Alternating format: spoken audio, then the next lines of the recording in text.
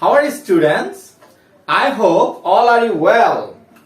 And I am very glad to be here because I am going to present a wonderful topic, and that is preposition. Do you know why it is very wonderful and important? Because these words make relation among the word in a sentence. So, without preposition, you cannot make relation among the word in a sentence. So, I think it is very important for all classes, 6 to 11, even at 12 class. So, I hope all are prepared and have your notebooks. Okay, let's go to the class. Look, preposition. First of all, I would like to say what is preposition. Look, there is an example. The books are on the table. Look, where is the book? On the table. Okay, the books is a noun, the table also noun. But on. Why we use here? Because make the relation between the books and the table. Where is the book? On the table. So, what is preposition? I think you already have guessed. Preposition is a relationship word. That means which word make relation among the another word in a sentence. We call them preposition. So I should go forward. Okay, be careful and enjoy the presentation. I have a query, and then before I would like to say the above two sentences, and that are the books are on the table. Another one, the books are the table. So the query is, look at the above sentences. Which one of them is correct? Just find out which one is correct. Okay, let me show the answer. Look, the books are on the table. That is correct. Okay, let me see why it is correct. What is missing in the second sentence? What is missing here? The books are the table. Are missing here. And what is this? And that is the second sentences does not have the preposition on. So it is not clear what is the relation between the books and the table. So I have told you before what is preposition. Preposition is a relationship word. It makes relation among the word in a sentence. So in the second sentence, the missing is on. Okay, let me go the next slide. Look, preposition on is showing the relation between the noun books and the noun table. Already I have told you. What does a preposition do? So, the another query, just think and push the video, then think and then continue. Okay, let me show the answer. A preposition sits before a noun. Remember, all the time the preposition is take place before the noun or a pronoun and shows its relation with other words in a sentence. So it is the job of a preposition. I hope all of you guessed and understood about it.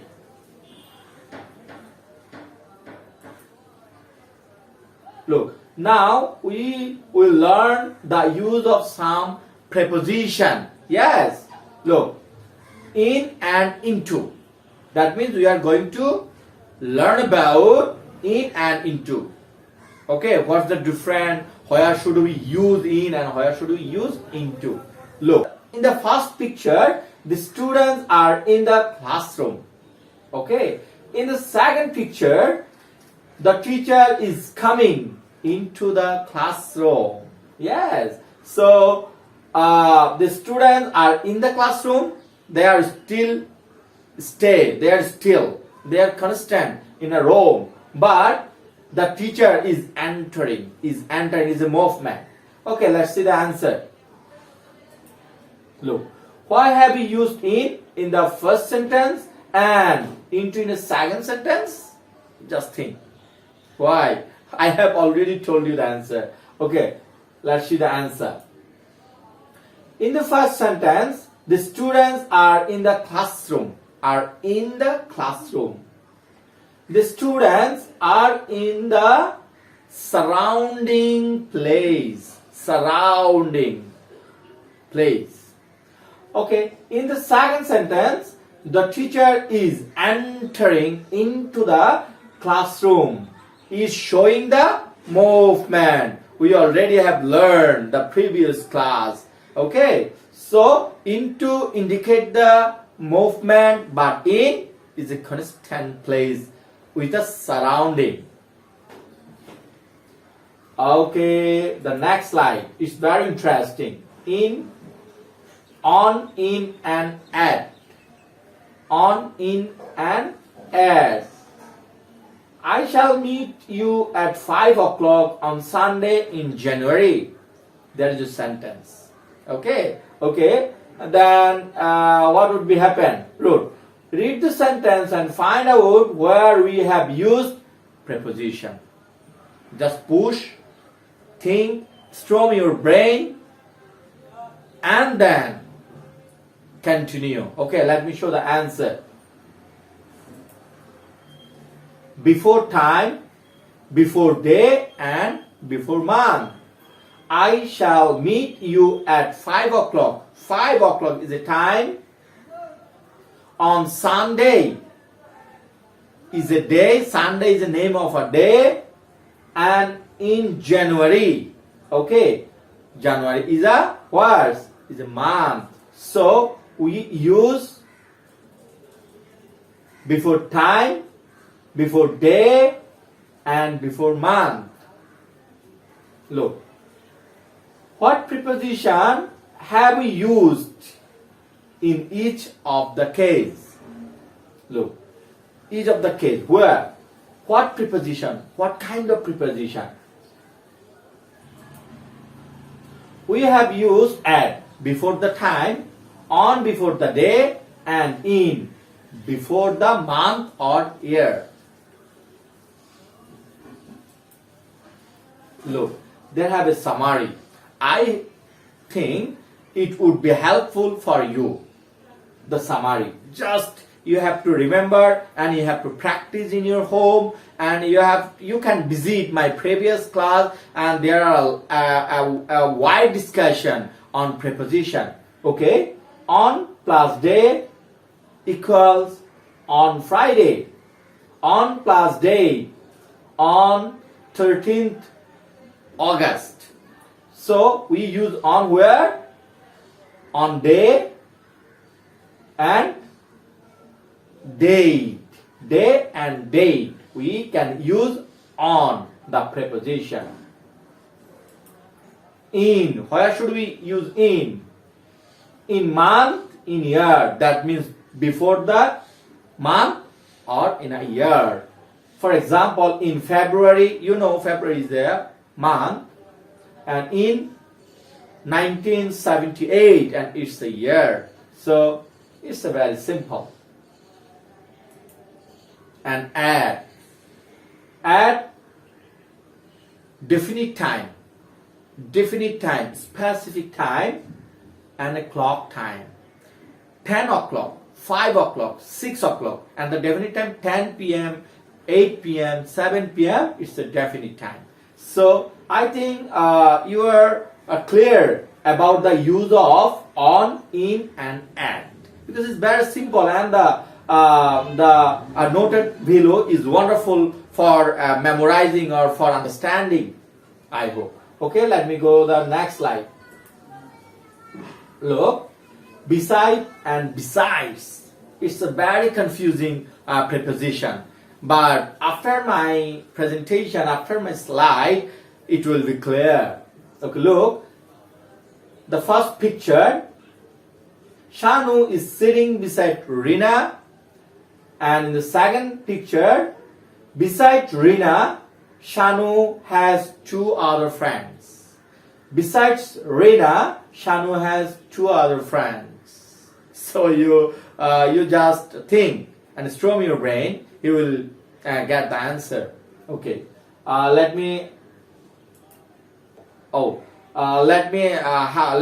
ask a question to you, and that question is, what is the difference between beside and besides in the above two pictures? Okay, just think. What's the difference? What's the picture? And storm your brain. I hope you will get the correct answer, because the picture is helping you. What is the real answer? Okay, let me show the answer. In the first sentence, beside means at the side or next to. At the side. Suppose you sit beside a almirah, you sit beside a table, you stand beside your grandfather, like that. Single person. On the other hand, in the second sentence, beside means in addition to. In addition to.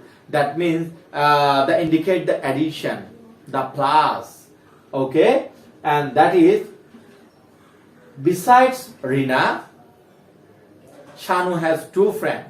Beside Rina, Shanu has two friends.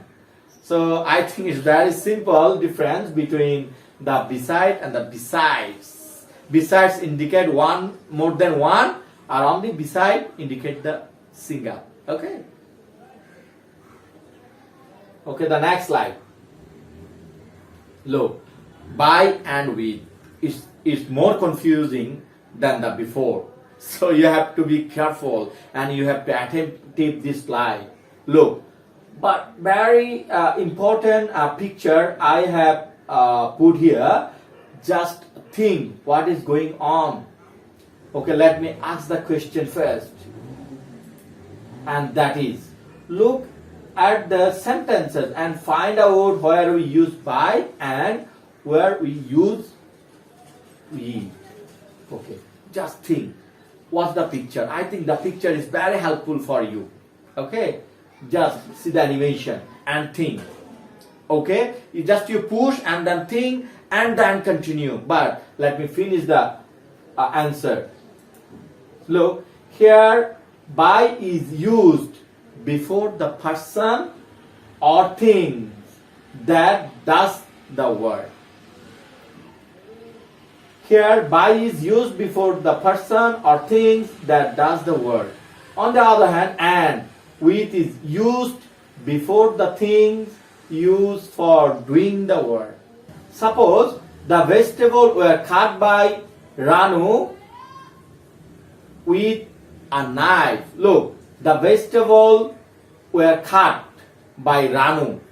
Who is cutting? Ranu. With which? With a knife. Okay, so with is used before the things used for doing the word. For cutting, we use the knife for cutting. But who? Ranu. So we should use by before the Ranu and should use with before the knife. The another sentence, the arrow was thrown by Raihan. The arrow was thrown by Raihan. Who is throwing? Raihan. Okay, but what with?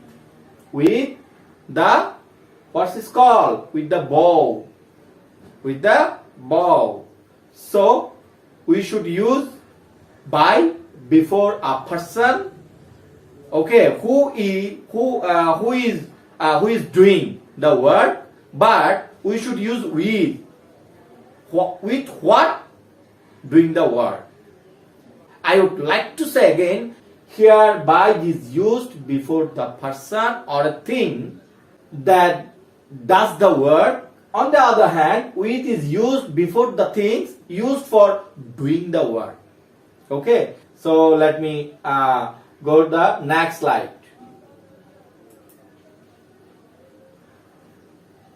On and over. Look, there are two wonderful pictures, and the lesson would be very clear with the picture. Just to watch the picture and try to guess where should we use on and where should we use over. Look, I have a query again, and that is, look at the sentence above and explain why on and over is used. It's very simple. Just think and storm your brain. I think the picture the picture will say the answer. Just watch the picture and try to guess what's the difference between the picture. Okay, let me show the answer. And that is, in the first picture, the clock is adjoint. In the first picture, the clock is adjoint. Okay, so on is used. That means when we get something adjoint, such as on the table. Okay, on the table, the book is on the table. The book is touching with the surface of the table. So we should use what? The adjoint. Okay, joint on another thing. That time we should use on. On the other hand, in the second picture, the clock is not adjoint. It's there is some distance. Okay, rather hanging from above, keeping space between. So over is used. So when should we use on and where should we use over?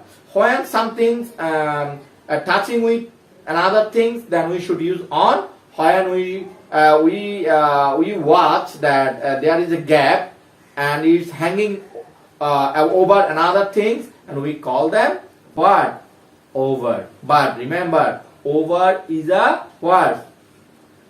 Preposition of movement. On the other hand, above is not a movement. It is still, it is a constant. The clock is moving. So we should use over. If we get something, the what is called the rope above my head, but we should use over when suppose a butterfly is flying over my head. Okay, so I think you guys where we should use on and where we should use over. Okay, the next, fill in the gaps using appropriate preposition. Okay, it's for your betterment and for your developing skills. Just push the video and fill the gap, and then you should continue. Okay, let me show the answer first. Look, at 5 p.m. I saw Anwar coming into the classroom. It was born in 1993. Ruvel cut the apple with a knife. The work is done by Karim. And I would like to add here that in the most of the time we use by in a passive voice. Okay, the next one. Look at the following picture and sentences. How is the word and working here? Okay, and what is this? Neela is a student. Samia is a student. But the second sentence, Neela and Samia are students. So what are you guessing about? Why we use and here? And why? Because of, look, number one, the word and is joining the word Nila and Samina. Yes. So it's called conjunction. But I have to finish today. But next class we will discuss about conjunction. If you know the using of conjunction, then you can make a long sentence, complex sentence, compound sentence. Okay. But before that, you have to know about conjunction. So it's very important, and I hope you will be waiting for me for the next class about the conjunction. Okay, bye bye, tata, stay home and feel better.